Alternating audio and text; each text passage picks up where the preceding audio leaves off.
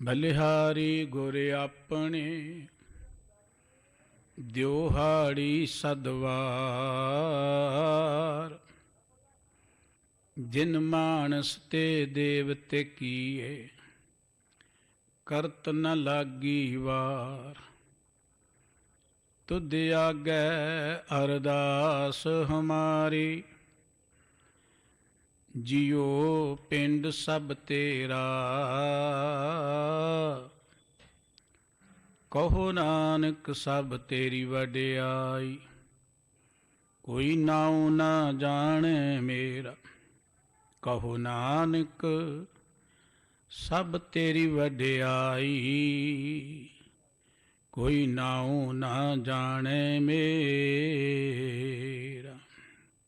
ਚਵਰ ਛਤਰ ਤਖਤ ਦੇ ਮਾਲਕ ਸਤਿਗੁਰੂ ਜੁਗੋ ਜੁਗ ਅਟਲ ਬਾਣੀ ਦੇ ਬੋਹਿਤ ਬ੍ਰਹਮ ਗਿਆਨ ਦੇ ਸਾਗਰ ਸਰਵ ਕਲਾ ਸਮਰੱਥ ਧੰਨ ਸ਼੍ਰੀ ਗੁਰੂ ਗ੍ਰੰਥ ਸਾਹਿਬ ਜੀ ਦੀ ਪਾਵਨ ਪਵਿੱਤਰ ਹਜ਼ੂਰੀ ਦਾ ਆਨੰਦ ਮਾਣ ਰਹੇ।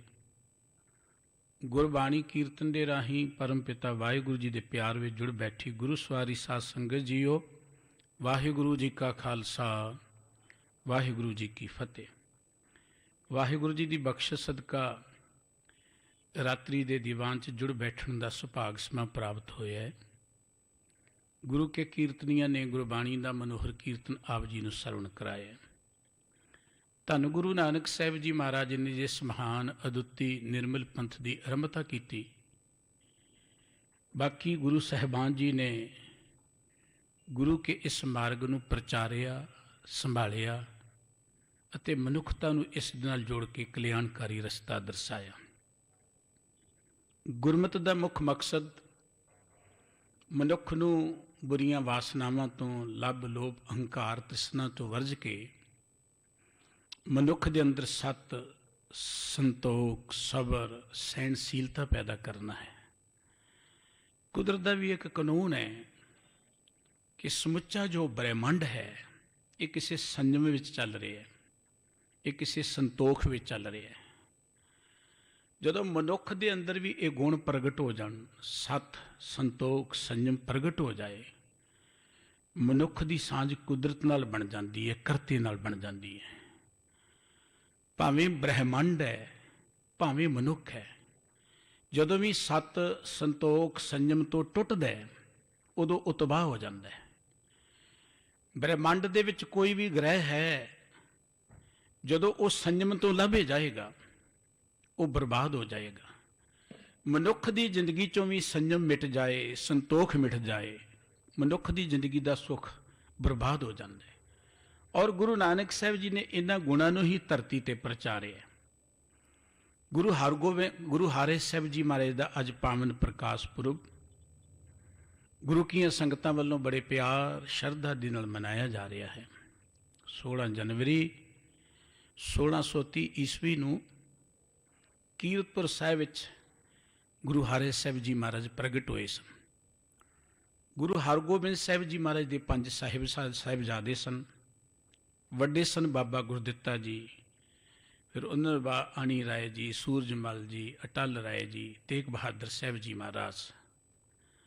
ਬਾਬਾ ਗੁਰਦਿੱਤਾ ਜੀ ਦੇ 2 ਸੁਪੁੱਤਰ ਸਨ।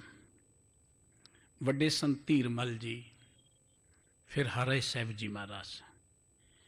ਧੀਰਮਲ ਜੀ ਦੁਨਿਆਵੀ ਪੱਖ ਤੋਂ ਬਹੁਤ ਸਿਆਣੇ ਸਨ, ਬੜੇ ਚਤਰ ਚਲਾਕ ਸਨ, ਪਰ ਹਰਿ ਸਾਹਿਬ ਜੀ ਮਹਾਰਾਜ ਬਚਪਨ ਤੋਂ ਹੀ ਭਗਤੀ ਭਾਵ ਵਾਲੇ, ਸੀਲ ਸੁਭਾਅ ਵਾਲੇ।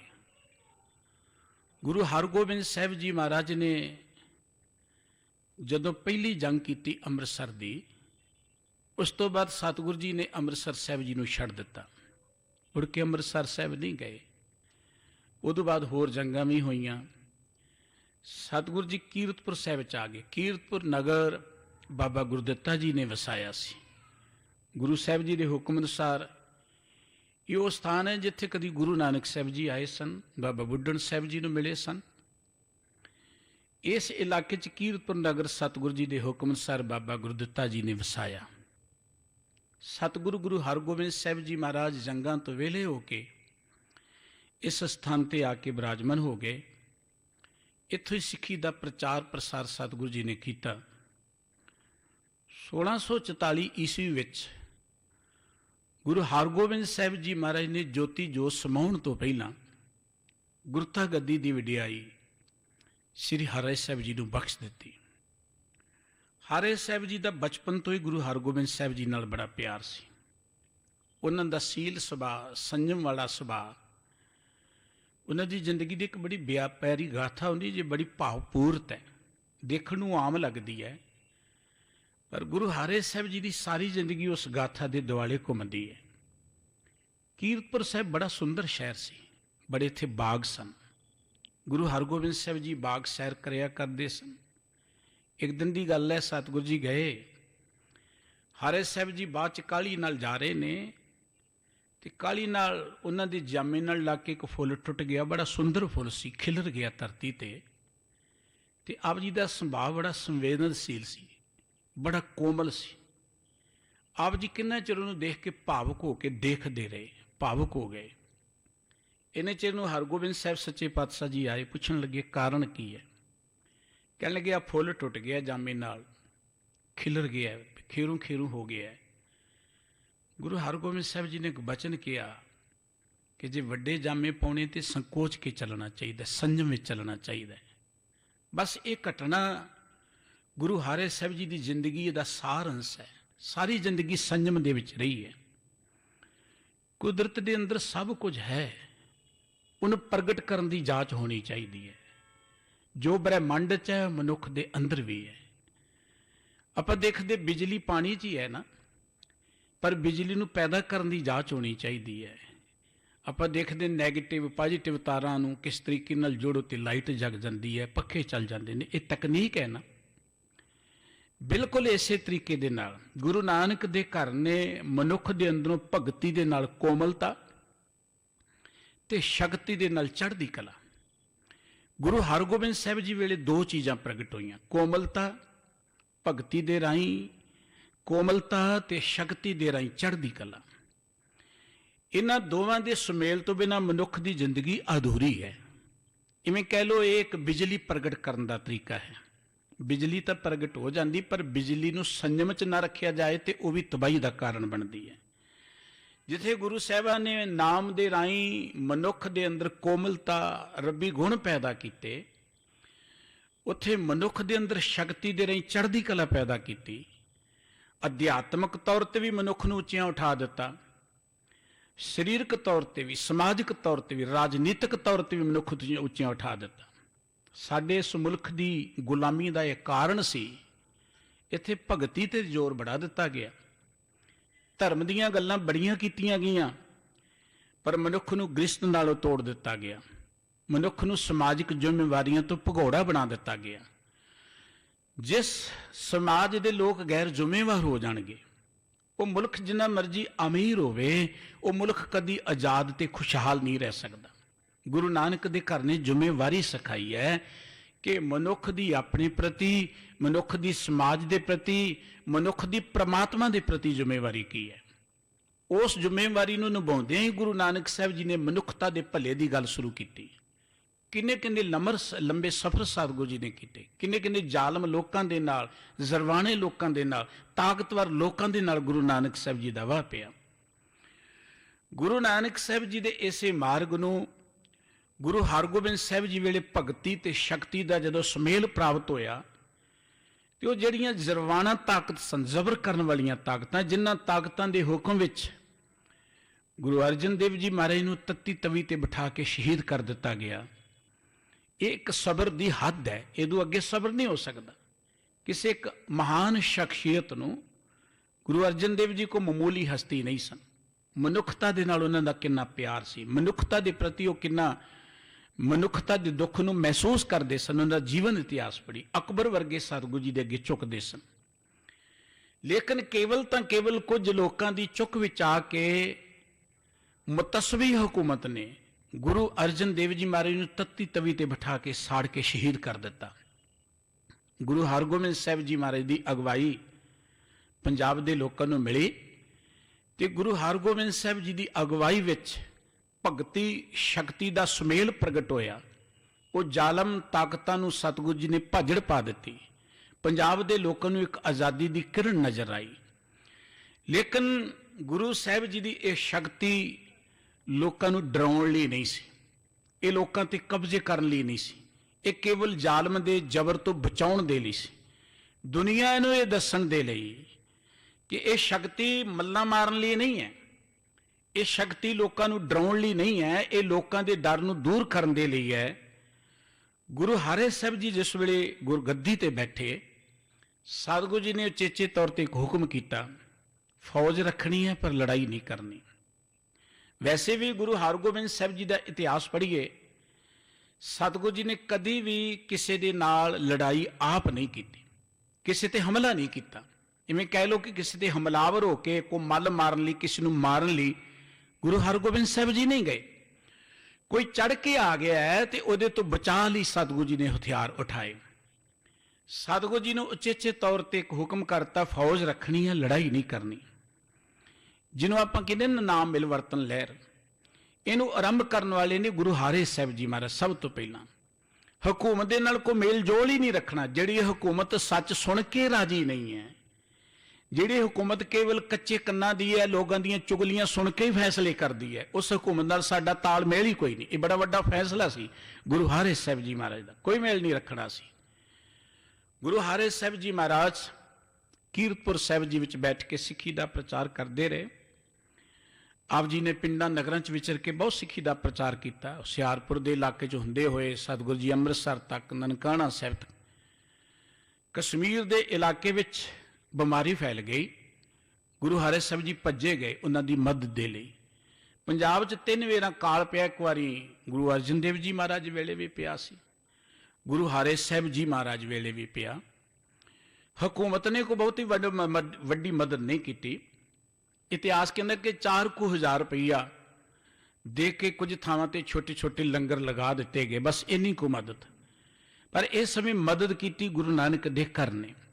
ਥਾਂ ਥਾਂ ਤੇ ਸਤਿਗੁਰੂ ਜੀ ਨੇ ਲੰਗਰ ਖੋਲ ਦਿੱਤੇ, ਦਵਾਈਆਂ ਦਾ ਪ੍ਰਬੰਧ ਕਰ ਦਿੱਤਾ। ਇਹ ਗੁਰੂ ਨਾਨਕ ਦੇ ਘਰ ਦੀ ਵਡਿਆਈ ਅੱਜ ਵੀ ਤੁਸੀਂ ਦੇਖਦੇ ਹੋ। ਹਕੂਮਤਾਂ ਉਹ ਕੰਮ ਨਹੀਂ ਕਰ ਸਕਦੀਆਂ, ਉੱਥੇ ਨਹੀਂ ਪਹੁੰਚ ਸਕਦੀਆਂ ਜਿੱਥੇ ਗੁਰੂ ਨਾਨਕ ਦਾ ਘਰ ਪਹੁੰਚ ਜਾਂਦਾ। ਕੁਝ ਕੁ ਤੁਸ਼ ਬੁੱਧੀ ਵਾਲੇ ਲੋਕ, ਤੰਗ ਦ੍ਰਿਸ਼ਟੀ ਵਾਲੇ, ਮਨ ਦੀ ਮਤ ਵਾਲੇ ਲੋਕ ਇਹ ਸੋਚਦੇ ਨੇ ਕਿ ਐਵੇਂ ਝੂਠ ਪਲੰਦੇ ਘੜ ਘੜ ਕੇ ਅਸੀਂ ਸਿੱਖੀ ਨੂੰ ਖਤਮ ਕਰ ਦੇਵਾਂਗੇ। ਉਹਨਾਂ ਨੂੰ ਇਹ ਨਹੀਂ ਪਤਾ ਕਿ ਸਿੱਖੀ ਦੀਆਂ ਜੜ੍ਹਾਂ ਜਿਹੜੀਆਂ ਨੇ ਉਹ ਕਿੰਨੀਆਂ ਡੂੰਘੀਆਂ ਨੇ। ਔਰ ਇਹ ਸਿੱਖੀ ਦਾ ਕਿਲਾ ਜਿਹੜਾ ਹੈ, ਨਾਨਕ ਰਾਜ ਚਲਾਇਆ ਸੱਚਕੋਟ ਸਤਾਣੀ ਨੀਮ ਦੇ। ਰੇਤ ਦੀਆਂ ਕੰਧਾਂ ਜਿਹੜੀਆਂ ਨੇ ਉਹ ਪਹਾੜਾਂ ਨੂੰ ਡੇਗ ਨਹੀਂ ਸਕਦੀਆਂ। ਗੁਰੂ ਨਾਨਕ ਦੇ ਘਰ ਦੀਆਂ ਇਹ ਨੀਹਾਂ ਜਿਹਦੇ ਅੱਗੇ ਅਕਬਰ ਨੂੰ ਝੁਕਣਾ ਪਿਆ। ਗੁਰੂ ਹਰਿ ਸਾਹਿਬ ਜੀ ਮਹਾਰਾਜ ਦੇ ਵੇਲੇ ਵੀ ਦੇਖੋ, ਸ਼ਾਹਜਹਾਨ ਗੁਰੂ ਘਰ ਦਾ ਰੱਜ ਕੇ ਵਿਰੋਧੀ ਸੀ। 4 ਵੇਨਾ ਉਹਨੇ ਸਤਿਗੁਰੂ ਜੀ ਤੇ ਫੌਜ ਚਾੜੀ, 4 ਜੰਗਾਂ ਬੜੀਆਂ ਵੱਡੀਆਂ ਹੋਈਆਂ। ਲੇਕਿਨ ਸਮਾਂ ਆਇਆ, ਗੁਰੂ ਹਰਿ ਸਾਹਿਬ ਜੀ ਨੇ ਮਨੁੱਖਤਾ ਦੀ ਸੇਵਾ ਦਾ ਬੀੜਾ ਚੁੱਕਿਆ। ਜਿੱਥੇ ਸਤਿਗੁਰੂ ਜੀ ਨੇ ਥਾਂ ਥਾਂ ਤੇ ਲੰਗਰ ਲਗਾਏ, ਪਿੰਡਾਂ ਵਿੱਚ ਸਤਿਗੁਰੂ ਜੀ ਨੇ ਸਿੱਖੀ ਦਾ ਭਰਪੂਰ ਪ੍ਰਚਾਰ ਕੀਤਾ। ਸਤਿਗੁਰੂ ਜੀ ਨੇ 6 ਬਖਸ਼ਾਂ 4 ਧੂਣੇ ਕਾਇਮ ਕੀਤੇ। ਉਹ ਜਿਹੜੇ ਸਤਿਗੁਰੂ ਜੀ ਦੇ ਧੂਣੇ ਬਾਕੀ ਭਾਰਤ ਦੇ ਵਿੱਚ, ਬਿਹਾਰ ਦੇ ਵਿੱਚ ਥਾਂ ਥਾਂ ਤੇ ਜਾ ਕੇ ਉਹਨਾਂ ਨੇ ਸਿੱਖੀ ਦਾ ਭਰਪੂਰ ਪ੍ਰਚਾਰ ਕੀਤਾ। ਇੱਕ ਗੱਲ ਸਾਨੂੰ ਅੱਜ ਮੰਨਣੀ ਪਏਗੀ ਕਿ ਸਾਨੂੰ ਗੁਰੂ ਸਾਹਿਬਾਂ ਪਾਸੋਂ ਜੋ ਜੁਗਤ ਹੈ ਨਾ ਸਿੱਖੀ ਪ੍ਰਚਾਰ ਦੀ, ਉਹ ਆਈ ਨਹੀਂ ਹੈ। ਅਸੀਂ ਉਹ ਪ੍ਰਚਾਰ ਪ੍ਰਸਾਰ ਗੁਰਬਾਣੀ ਗੁਰਮਤਿ ਦਾ ਉਸ ਤਰੀਕੇ ਨਾਲ ਕਰ ਹੀ ਨਹੀਂ ਸਕੇ। ਦੇਖੋ, ਗੁਰੂ ਸਾਹਿਬ ਜੀ ਨੇ ਬਿਹਾਰ 'ਚੋਂ ਪ੍ਰਚਾਰ ਕਲਾ, ਭਗਤ ਭਗਵਾਨ ਜੀ ਵਰਗੇ, ਸੁਥਰੇ ਸਾਹਿਬ ਵਰਗੇ, ਹੋਰ ਇਹੋ ਜਿਹੇ ਸਤਿਗੁਰੂ ਜੀ ਨੇ ਪ੍ਰਚਾਰਕ ਨਿਯਤ ਕੀਤੇ ਕਿ ਹਜ਼ਾਰਾਂ ਧੂਣੇ ਜਿਹੜੇ ਸਨ ਬੰਗਾਲ ਦੇ ਵਿੱਚ, ਬਿਹਾਰ ਦੇ ਵਿੱਚ ਸਿੱਖੀ ਦੇ ਅੱਡੇ ਬਣ ਗਏ। ਸਿੱਖੀ ਏਡੀ ਏਡੀ ਦੂਰ ਤੱਕ ਪਸਰ ਗਈ। ਔਰ ਇਹਨਾਂ ਲੋਕਾਂ ਨੇ ਸਿੱਖੀ ਦਾ ਐਡਾ ਵੱਡਾ ਪ੍ਰਚਾਰ ਕੀਤਾ, ਉਦਾਸੀਆਂ ਨੇ, ਨਿਰਮਲਿਆਂ ਨੇ। ਰੂਸ ਤੱਕ ਸਾਧੂ ਸਿੰਘ ਜੀ ਹਮਦਰਦ ਦਾ ਇੱਕ ਰੂਸੀ ਸਫ਼ਰਨਾਮਾ ਮੈਨੂੰ ਪੜ੍ਹਨ ਦਾ ਮੌਕਾ ਮਿਲਿਆ। ਉਹ ਕਹਿੰਦੇ ਮੈਂ ਰੂਸ 'ਚ ਗਿਆ। ਰੂਸ 'ਚ ਇੱਕ ਜਗ੍ਹਾ ਸੀ, ਜਿਵੇਂ ਪੁਰਾਣੇ ਨਹੀਂ ਕੋਈ ਥਾਂ ਹੁੰਦੇ ਦੇਖਣ ਲਈ ਲੋਕ ਜਾਂਦੇ ਨੇ, ਮੈਂ ਵੀ ਚਲੇ ਗਏ। ਕਹਿੰਦੇ ਲਿਖਿਆ ਇੱਕ ਥਾਂ ਤੇ, ਉੱਥੇ ਮੈਂ ਦੇਖਿਆ ਕਿ ਪੁਰਾਣੇ ਜਿਵੇਂ ਲੋਹਾਂ ਲੱਗੀਆਂ ਹੁੰਦੀਆਂ, ਲੰਗਰ ਚੱਲਦੇ, ਇਹੋ ਜਿਹਾ ਕੋ ਥਾਂ ਸੀ। ਉਹ ਭੱਠੀਆਂ ਜਿਹੀਆਂ ਇਹੋ ਜਿਹੀਆਂ ਬਣੀਆਂ। ਤੇ ਇੱਕ ਥਾਂ ਤੇ ਮੈਂ ਦੇਖਿਆ ਕੰਧ 'ਚ ਗੁਰਮੁਖੀ ਅੱਖਰਾਂ 'ਚ ਲਿਖਿਆ ਹੋਇਆ, ਗੁਰਮੁਖੀ ਅੱਖਰਾਂ, ਸੰਤ ਟਹਿਲ ਸਿੰਘ ਜੀ ਬੰਗਿਆਂ ਵਾਲੇ। ਉੱਥੇ ਤੱਕ ਲੰਗਰ ਦੀ ਪ੍ਰਥਾ ਚਲੀ ਗਈ। ਗੁਰੂ ਨਾਨਕ ਦਾ ਇਹ ਘਰ ਜਿਹੜਾ ਸੀ, ਮਨੁੱਖਤਾ ਦੀ ਸੇਵਾ ਦੇ ਲਈ ਹਮੇਸ਼ਾ ਤਤਪਰ ਰਿਹਾ। ਕੇਵਲ ਲੰਗਰ ਦੇ ਰਾਹੀਂ ਨਹੀਂ, ਲੋਕਾਂ ਨੂੰ ਜਦੋਂ ਕਾਲ ਪੈਂਦਾ, ਬਿਮਾਰੀ ਪੈਂਦੀ, ਦਵਾਈ ਦੀ ਬਹੁਤ ਵੱਡੀ ਲੋੜ ਹੁੰਦੀ ਹੈ। ਗੁਰੂ ਹਾਰੇ ਸਾਹਿਬ ਜੀ ਮਹਾਰਾਜ ਦੇ ਵੇਲੇ ਦਵਾਈ ਦਾ ਪ੍ਰਬੰਧ ਕਿੱਡਾ ਵੱਡਾ ਸੀ। ਇਹ ਤੇ ਵੇਖ ਗੁਰੂ ਨਾਨਕ ਸਾਹਿਬ ਜੀ ਦੇ ਸਮੇਂ ਤੋਂ ਹੀ ਹੈ, ਕਿਉਂਕਿ ਅਸੀਂ ਇਤਿਹਾਸ ਨੂੰ ਉਨੀ ਡੂੰਘਾਈ 'ਚ ਵਾਚਦੇ ਨਹੀਂ ਹਾਂ। ਜੋ ਸਾਡਾ ਇਤਿਹਾਸ, ਅਸੀਂ ਉੱਪਰਲੀਆਂ ਗੱਲਾਂ ਕਹਿ ਕੇ ਅੱਗੇ ਚਲੇ ਜਾਂਦੇ। ਗੁਰੂ ਨਾਨਕ ਸਾਹਿਬ ਜੀ ਜੇ ਪੌੜੀਆਂ ਕੋ ਜਾਂਦੇ ਨੇ, ਉਹਨਾਂ ਨੂੰ ਬਾਣੀ ਵੀ ਸੁਣਾਉਂਦੇ, ਉਹਨਾਂ ਨੂੰ ਦਵਾਈ ਵੀ ਦਿੰਦੇ ਨੇ ਸਤਿਗੁਰੂ ਜੀ, ਉਹਨਾਂ ਦੇ ਸਰੀਰਕ ਰੋਗ ਨੂੰ ਦੂਰ ਕਰਨ ਦੇ ਲਈ। ਗੁਰੂ ਅਮਰਦਾਸ ਜੀ ਦੇ ਵੇਲੇ ਤੇਈਏ ਤਾਪ ਦੀ ਕਹਾਣੀ ਅਸੀਂ ਸੁਣ ਕੇ ਕਿੰਨੇ ਰੋਗ ਦੂਰ ਹੋ ਜਾਏਗਾ।